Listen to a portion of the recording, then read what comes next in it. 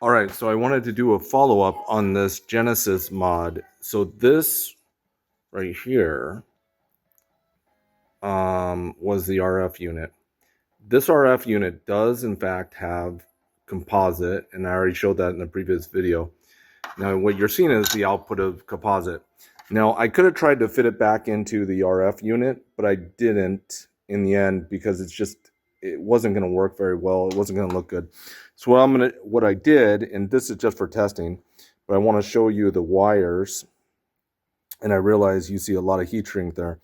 Okay, first of all, the red wire coming from the original RF cable cannot be used.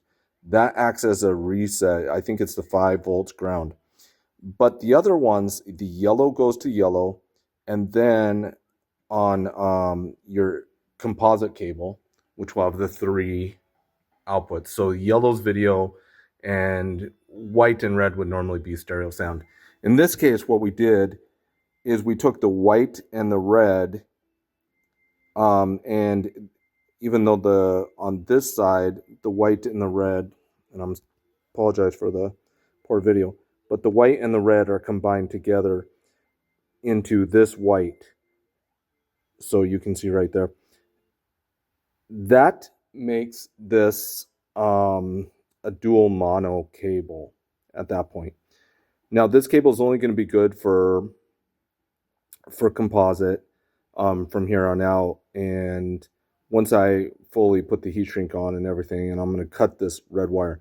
If you want to use this red wire, you can use it, and if it touches one of the other wires, you could set it up to, you could set that red wire up to, and this is the red wire coming from your Sega Genesis, in this case Sega Genesis Mod 2. You can use that, and you could probably put in some kind of switch mechanism, and then if you hit it, or like a momentary button, and that'll act as a reset. But your Sega Genesis has a reset button, so you don't really need that, and I'm not sure exactly what that's doing, if it's a good idea to send those 5 volts there or not. Anyways, so once I finished, this was just to make sure that everything worked, and as you can see, everything works. And it does look a lot nicer. It's still not perfect. You still get those blue bars on the end, and it's still not a perfect image, but it's not a bad image, and it's a lot better than the RF signal that it was there. It was just getting a lot of interference. So this is going to work in the long run, and of course we'll put the heat shrink. We'll make it look nice. In this case, obviously it's better, by the way, just as a pro tip, to get all kinds of different colored heat shrink is better than just having red. But the underlying wires are all colored, so that's okay with that.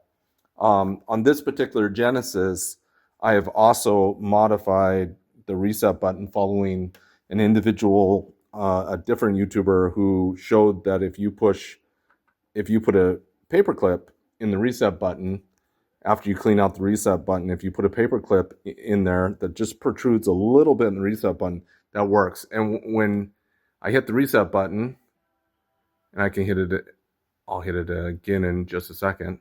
So I'll hit it again, and there it goes again. So that paperclip idea actually works pretty awesome. So good job on that. And I modified that to have that. Anyways, there we go.